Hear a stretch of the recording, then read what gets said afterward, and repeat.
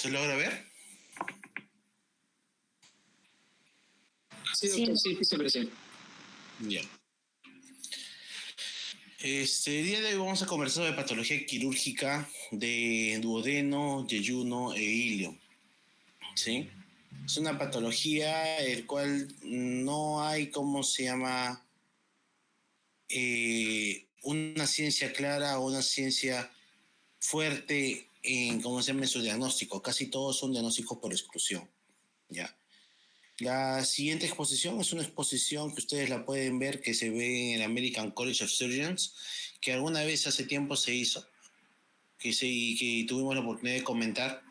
Y se los traigo a ustedes porque se supone que ustedes en pleno siglo XXI son alumnos que saben, manejan y tienen aciertos de todo tipo, ¿no? Es decir, que tienen la capacidad de utilizar su raciocinio personal, así como la inteligencia artificial, que muchas veces lo pasan para las visitas o muchas de las preguntas que hacemos en las actividades académicas diarias, ¿no? Sí está en inglés. Es algo que eventualmente ustedes también tienen que tratar de focalizar, ¿no? Y si no tienen mucha certeza en el significado, no hay problema. Yo se los puedo pasar traducido, pero sí es propio que ustedes empiecen a tener otro tipo de literatura, no solamente en español. También pueden tener literatura en francés, que también es bueno utilizar. Bueno, vamos a hablar sobre obstrucción intestinal, hilo paralítico, divertículo de Meckel, isquemia mesentérica, enfermedad de Crohn y los tumores que pueden presentarse en intestino delgado.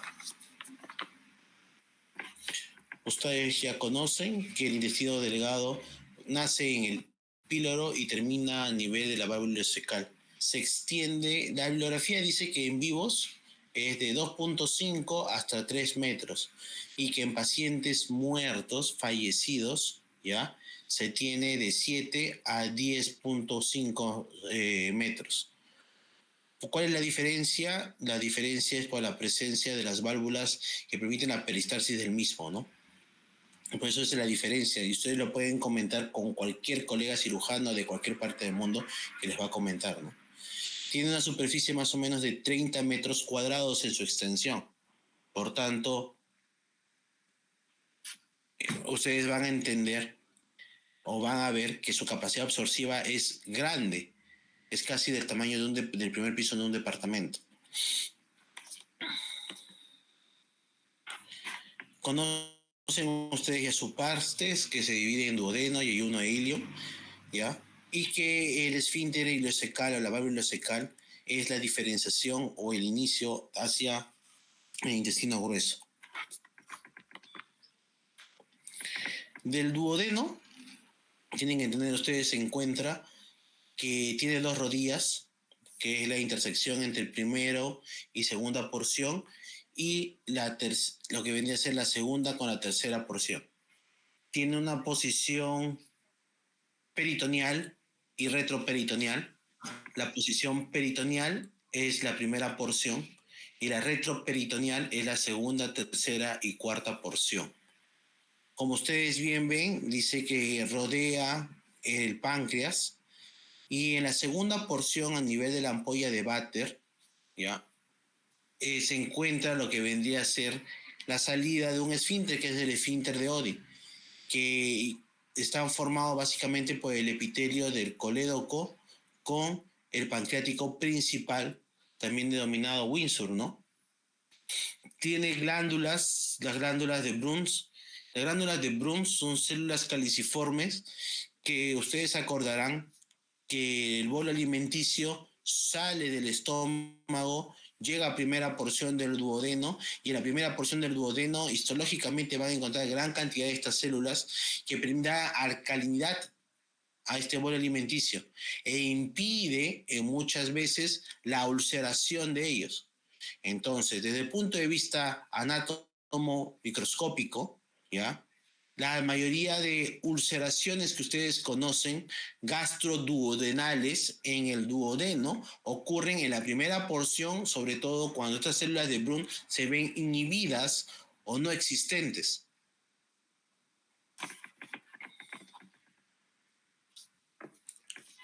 El yeyuno tiene una extensión aproximada de 2.5 a 3 metros, ¿ya?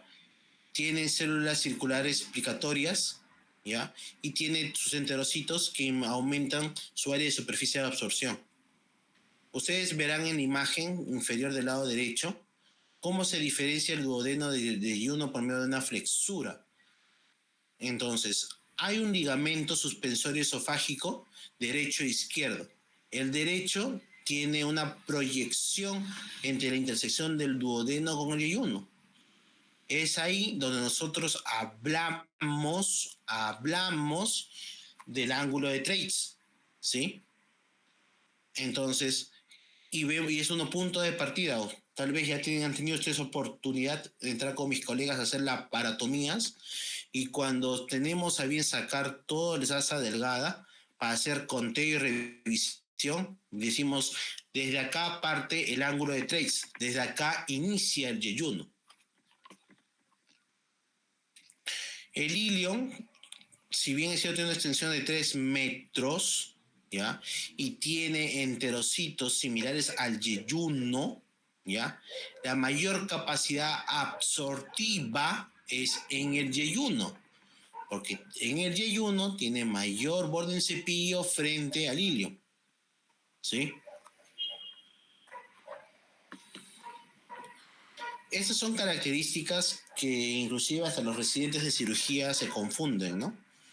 Porque tienen que tener en cuenta al momento de retiro de qué porción de asa delgada están retirando. Van a ver que en el yeyuno tienen complejos arteriales o arcos arteriales menos complejos. Creo que logro modificar esto en láser.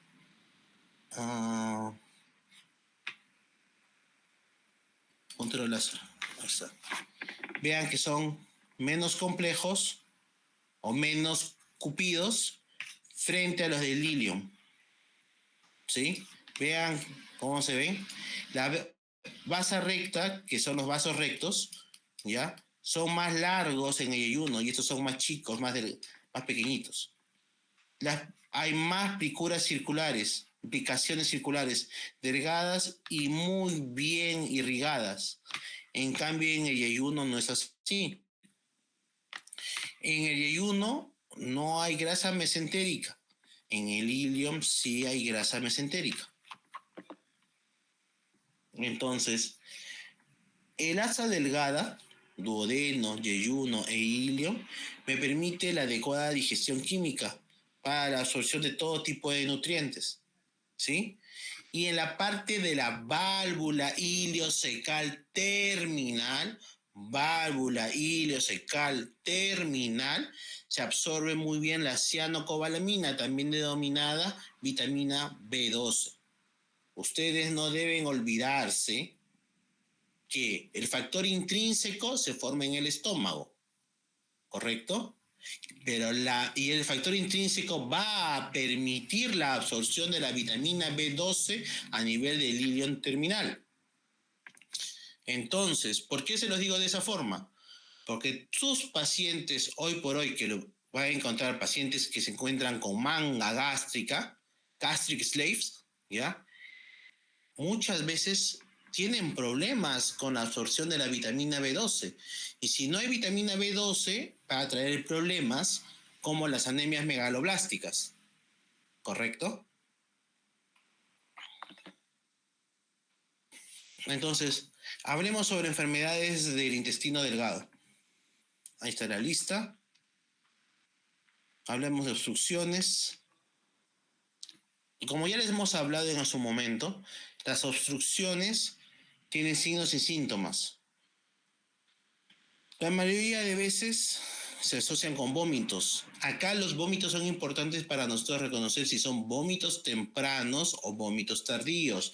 Vómitos con contenido bilioso que me están diciendo que son vómitos por encima del ángulo de Treitz. Porque nosotros ya sabemos que en la segunda porción del duodeno va a drenar o va a salir por medio de la colecistoquinina, ¿ya? Se va a permitir la apertura del esfínter de Lodi y va a haber bilis, ¿ya? Junto con jugo pancreático. En cambio, en el intestino bajo, que es por debajo del ángulo de Treitz, los vómitos van a ser tardíos, van a tener más de 24 horas y el contenido va a ser similar a heces por fermentación, por translocación bacteriana a nivel de la válvula ileocecal.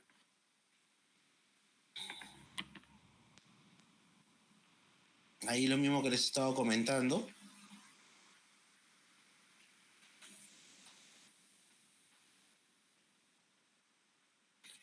Entonces, en asa delgada para obstrucción, la mayoría de veces, ustedes ven en el cuadro, 60% de veces es dado por adherencias y en menor cuantía por hernias, por neoplasias, entre otros.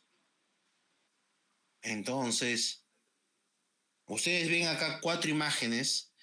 Las 4 imágenes les mencionan ustedes hernias, adherencias, intosuscepción, que son raros con ver en adultos. Yo he tenido un caso el año pasado, en noviembre, que lo acabo de presentar hace un par de semanas en la Sociedad de Cirujanos, ¿ya? Pero ya se los comentaré más a detalle pronto, y vólvulos sigmoides. En la parte inferior van a ver ustedes lo que se llaman adherencias tempranas, adherencias. Luego, conforme van madurando, van vascularizándose y se vuelven duras, forman las famosas bridas. Las adherencias son uniones laxas que no son vasculares, mientras que las bridas son uniones firmes vascularizadas. Y esto de acá forma o puede dar como quien abraza una estructura, como ven en la última imagen inferior del lado derecho, puede producir un cuadro obstructivo, sobre todo en aquellos casos de pacientes que ya han tenido algún proceso quirúrgico previo, más del 80%, ¿sí? Que nosotros los cirujanos tenemos que aplicar lo que se llama la guía de Boloña de manejo de obstrucción abdominal postquirúrgica. Entonces ahí se logra ver un poco mejor, ¿sí? Y las causas. Entonces ya les he mencionado que la mayoría de causas obstructivas de asa delgada es en un 60-80% desde el punto de vista extrínseco, ¿ya? Entonces, ahí bien claro dice, usualmente posoperatorios. Las hernias es lo segundo que ustedes tienen que ver. Por eso, mi pregunta antes del inicio de la ponencia ha sido si ustedes han tenido oportunidad de evaluar abdomen. Si no lo han hecho, tienen que hacerlo. Causas neoplásicas y abscesos intraabdominales. Factores intrínsecos, bueno, que son raros, más son los extrínsecos, ¿ya? Sea por malrotaciones, sea por tuberculosis o una neoplasia maligna, ¿no? Las que quedan como en asterisco son aquellas que son traumáticas, ¿no? Por una contusión de alta velocidad o algún tipo de daño asociado, que sea por endometriosis o por radiación, ¿no? Estos son causas de obstrucción intraluminal. Entonces tenemos factores extrínsecos, miren, estoy regresando, factores extrínsecos, factores intrínsecos y factores intraluminales.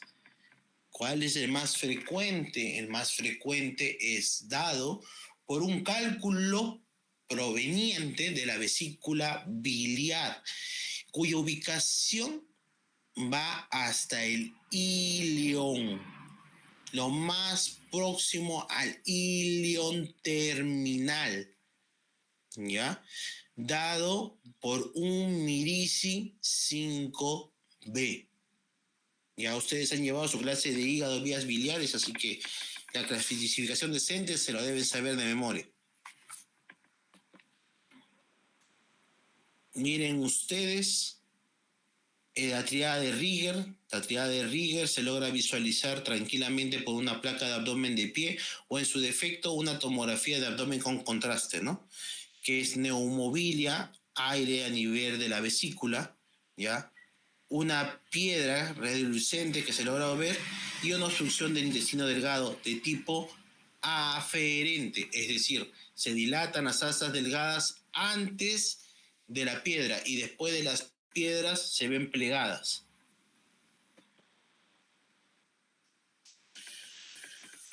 Pero ustedes saben muy bien que, porque ya son alumnos casi de último año, que nuestro diagnóstico inicial debe ser funcional antes que orgánico.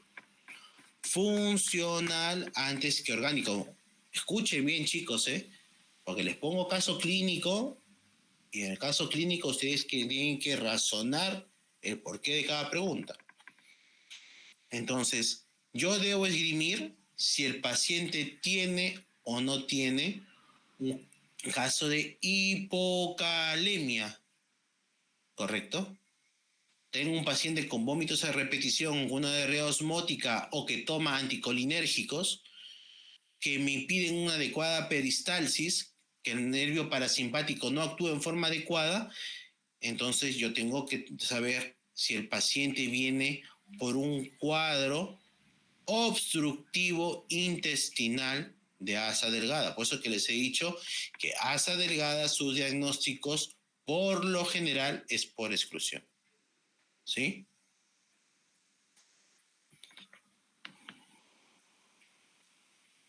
Luego tengo que tomar decisiones para tomar imágenes radiológicas. Entonces puedo tomar una radiografía de abdomen simple, puedo tomar, ¿cómo se llama?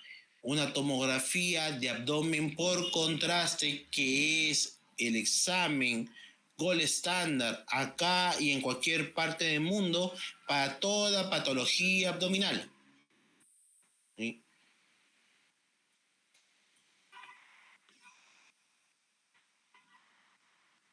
Vean, cuadros de obstrucción intestinal a nivel de asa delgada, van a haber lo que se llaman niveles hidroaéreos. ¿Cuántos niveles hidroaéreos les han dicho en diagnóstico por imágenes? Les deben haber comentado por lo menos 2 a más niveles hidroaéreos para pensar que el paciente pueda ser quirúrgico. ¿Sí?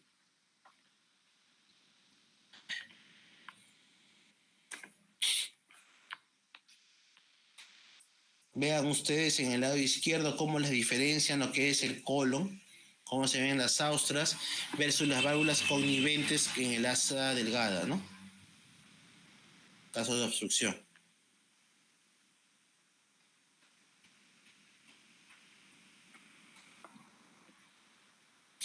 Los anillos, cómo se van, cómo se disponen, eso sí no lo voy a...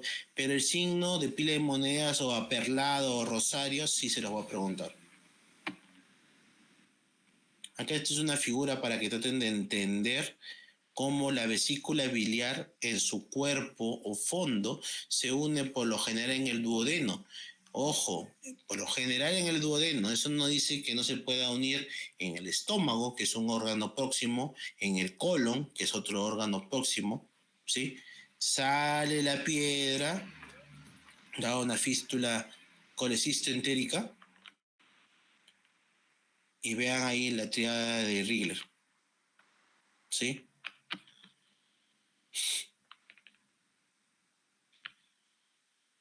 Manejo. Como todo paciente, una buena vía, fluidoterapia, no se ingesta nada por vía oral, deben tener su adecuado balance, correcto. Inician antibióticos, antieméticos, depende de su diagnóstico inicial. Si ustedes tienen su prescripción diagnóstica y ya la han corroborado, pueden iniciar su plan y con el plan ya pueden, ¿cómo se llama?, continuar el tratamiento.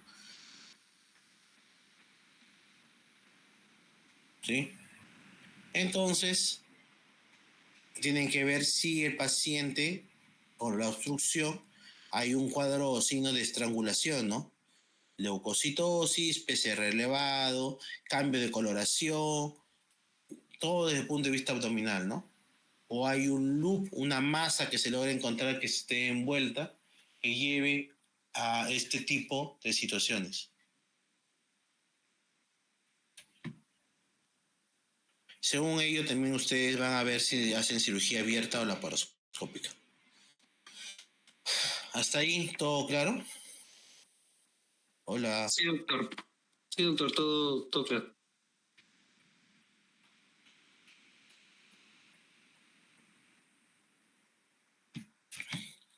El hilo paralítico, si bien es cierto, es un desorden neuromuscular que tiene diferentes estados de valoración o estados postquirúrgicos, ¿ya? Dependiendo del tipo de anestesia, dependiendo del tipo de trauma, dependiendo del tipo de estado de...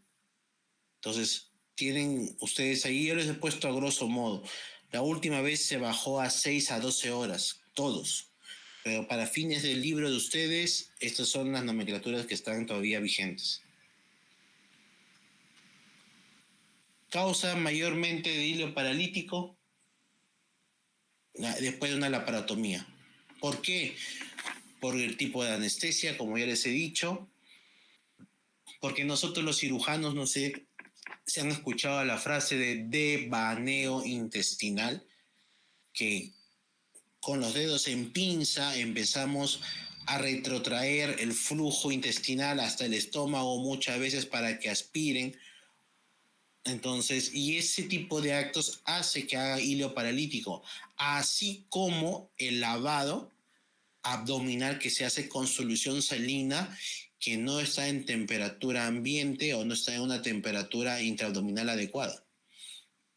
Por eso que existen muchos sueros, ¿cómo se llama?, que están temperados o que en su defecto, bueno, para los que rotan en Puente Piedra, los ponemos en un microondas a calentar 2 minutos y medio, que es válido según la Sociedad de Trauma, para calentar el suero a una temperatura adecuada para evitar este hilo paralítico postquirúrgico. Por otra parte, también está el tema de lo que vendría a ser los trastornos hidroelectrolíticos en la cabeza, una hipocalemia, ¿ya? Y luego todo agente anticolinérgico, o sea, de las drogas anticolinérgicas que puede tomar su paciente, ¿no? Antipsicóticos, ¿ya? Neurolépticos, ¿ya? Luego, las hemorragias retroperitoneales, isquemias intestinales, no son tan frecuentes. Por lo general, el hilo paralítico, ustedes deben haber visto en todas sus sedes que nosotros hacemos un monitoreo continuo observador, ¿no? ¿Cuánto tiempo? La guía les dice hasta 72 horas del inicio. El hilo paralítico, como ya saben, por frecuencia es mayor en un postquirúrgico, ¿sí? Según eso se va tomando decisiones, ¿ya? Y también entra lo que vendría a ser el uso de gastrografín, ¿ya? Eso sí, les voy a pedir que lo revisen, que es el gastrografín.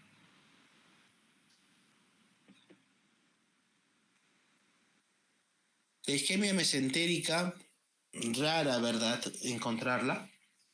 Es un diagnóstico por exclusión, que puede ser de tipo arterial o venosa, ¿sí? Dependiendo de ello y su extensión, ¿ya? Puede ser aguda, o sea, crónica. No, no es tan frecuente, la verdad, chicos, ¿ya? Como dice la diapositiva, no es específico.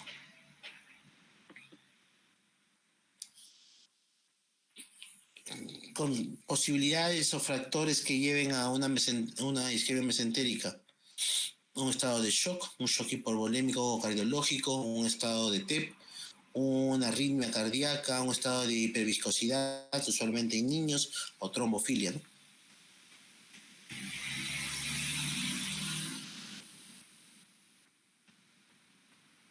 ¿Cuál es el examen por excelencia? Una angiotomografía con contraste. ¿Qué ha ocurrido? Sí, se ocurre.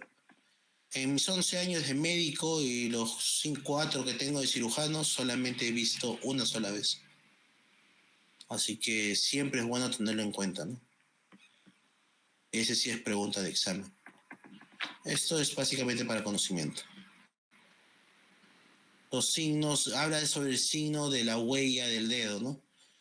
Que en verdad no les va a ayudar mucho para el diagnóstico. Hay otros signos adicionales.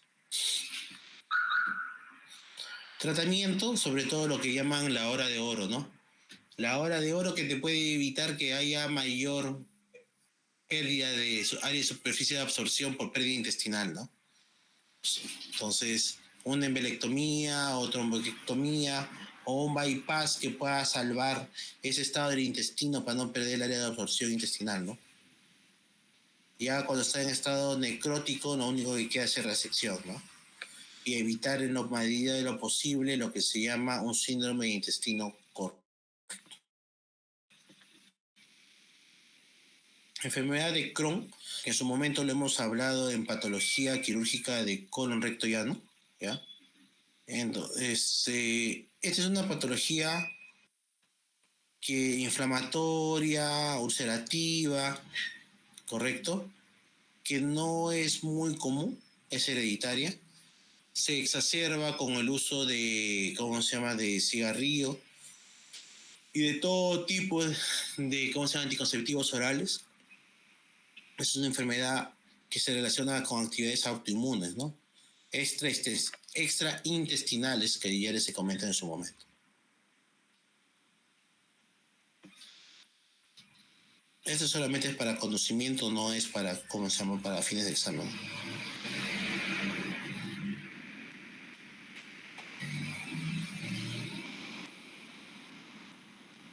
Miren ustedes las aftas, las lesiones orales, el eritema nodoso.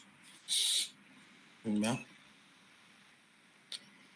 Ya les he hablado sobre todo lo que son signos extraintestinales que puede haber.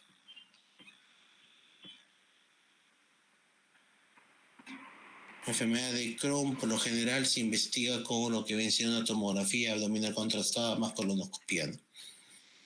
Ya les he hablado sobre el uso de terapia inmunosupresora, que es lo ideal, ¿no? En caso que ya no funcione, ya entramos nosotros los cirujanos a hacer las resecciones del caso. Eso también se lo dejé en la primera parte, se los vuelvo a dejar para que ustedes lo revisen. Enfermedad de Meckel. Enfermedad de Meckel o divertículo de Merkel, ¿ya?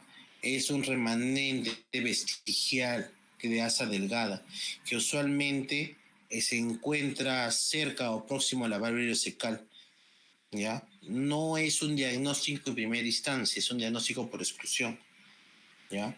Puede haber una perforación o puede haber como una fístula o un sangrado que te invite a entrar a sala de operaciones y que encuentres esto en forma incidental, si es que no has hecho un buen estudio imaginológico previo, ¿no?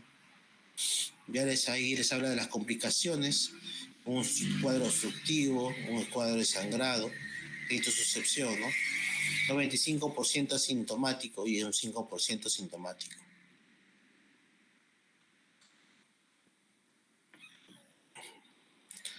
También sí se ha visto varias veces en el hospital. Muchas veces te dicen, ¿qué vas a realizar? ¿Qué vas a hacer?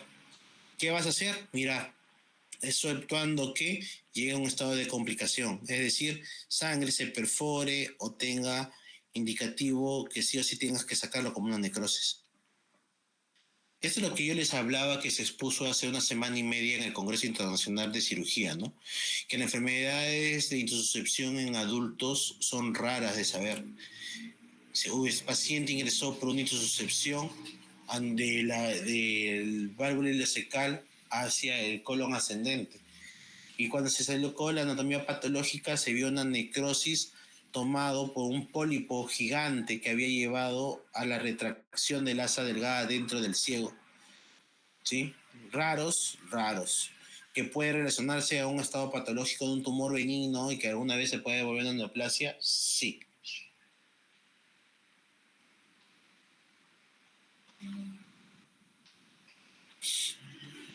Como ingresan también lo que se llama la imagen indiana, ¿no?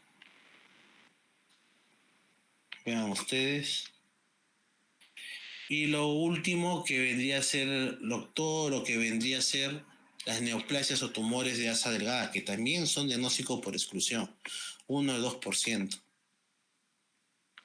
Ahí lo dejo para que lo revisen, cuáles son los más frecuentes en la clasificación. No es propio tampoco de la clase hacerles, ¿cómo se llama?, una actividad de fisiopatología de asa delgada, sino que entender por en qué momento se vuelve un diagnóstico diferencial y por qué se lleva a la cirugía. Son asintomáticos, tumor de ISO, manifestaciones no específicas. Básicamente le dicen que todo lo que es tumor benigno siempre debe entrar a sala. En estado maligno tienen que hacer un adecuado estadiaje para poder ver qué cirugía le van a ofrecer. En tumor maligno, cualquier tumor maligno de abdomen, por eso existe una subespecialidad de cirugía de abdomen oncológica, ¿ya? Deben hacer un adecuado diagnóstico diferencial y si es cáncer, a un adecuado estadiaje clínico imagenológico para saber qué cirugía le van a ofrecer al paciente, sobre todo la disección ganglionar que le van a ofrecer al paciente y cuál va a ser su conducta después de ello. Las obstrucciones que llegan muchas veces a la emergencia, que son obstrucciones que vienen de data o cuya anamnesis, si ustedes hacen una buena anamnesis, van a ver que tiene cierto tiempo, cursan con un crecimiento tumoral endoluminal y terminan llegando o entrando a sala de emergencia porque el paciente ha omitido dicha información y se piensa que es una obstrucción primaria. Y cuando se encuentran con un estado de neoplasia, tildan al cirujano general que no hizo una adecuada disección ganglionar. Tildan que no se realizó una adecuada observación, estudio, manejo y definición del cuadro obstructivo. Pero ustedes tienen que tener en cuenta que los diagnósticos de asa delgada es por diagnóstico de exclusión. Por eso que tener ese tipo de observaciones al final no es lo más adecuado, ¿no? Pero sí tienen que tenerlo en cuenta. Como ya les dije, al menos a mi grupo, ¿no? Si jamás lo han leído, jamás se les va a ocurrir. Tumores de Jits, que ya saben ustedes que son raros, menos del 1%, más frecuente en estómago. Ahí les dejo la patología para que lo puedan revisar. ¿Sí? Los adenocarcinomas, tumor carcinoide y síndrome de intestino corto, que es la presencia de menos de 200 centímetros o menos de 2 metros de asa delgada. Y el ultracorto es menos de 100 o que tenga un área de superficie intestinal menos de 100, también mencionan, pero para diagnóstico de falla intestinal. Falla intestinal existe 3 definiciones, tipo 1, tipo 2, tipo 3, y desde el punto de vista funcional. Estas son las causas, pero básicamente por estas causas yo debo sacar intestino delgado, ¿no? Y el soporte básicamente con los pacientes es darle nutrición parenteral total, que muchas veces en nuestro país solamente lo encontramos en salud. Darle anticolinérgicos. En este caso puede ser loperamida, dosis altas, pero tienen que tener cuidado porque la loperamida más de 8 miligramos, cada 8 produce un dorsal DuPont a nivel cardíaco. Y todos los que son algunos medicamentos que usan para disminuir el flujo esplácnico, para enlentecer la absorción, para que pueda ser más productiva. Que en los congresos de falla intestinal les van a decir a ustedes que muchas veces no es lo más indicado, porque bajar el flujo esplácnico no solamente del intestino delgado, sino vienen de los riñones, glándulas suprarrenales, entre otras estructuras. Solamente para revisión. Los linfomas, que son raros de diagnosticar, que lo ideal es hacer una tomografía de abdomen con contraste, porque los linfomas de abdomen por lo general son retroperitoneales. Que acá dice bien claro, ¿no? Eso también depende de la presentación, estadio y tipo de tumor. Esto sí es algo que me detengo un poco, porque es un error, sobre todo cuando son médicos jóvenes, que no tener en cuenta que en nuestro país, que es endémico de tuberculosis, no se dan cuenta que el paciente viene por ello. Y llaman al cirujano desesperados para que le dé tratamiento, sin darse cuenta que tiene una ecografía donde hay líquido intraabdominal o una peritonitis primaria, y el paciente tiene como una anamnesis de un proceso respiratorio, o muchas veces el paciente es de origen penitenciario, y que la tuberculosis extrapulmonar o tuberculosis intestinal en este caso sí es muy frecuente, y que el paciente libere el cuadro o libera su problema una vez que empieza a tomar tratamiento antituberculoso de tipo sensible, ¿no?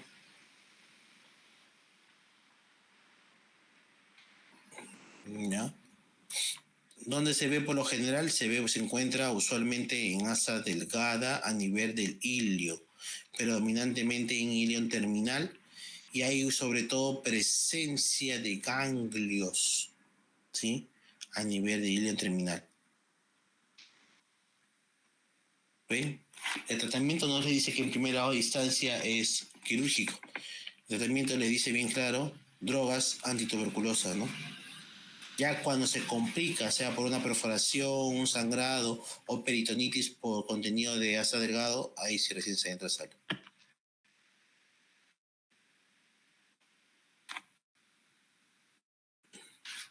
¿Hasta ahí alguna duda, chicos?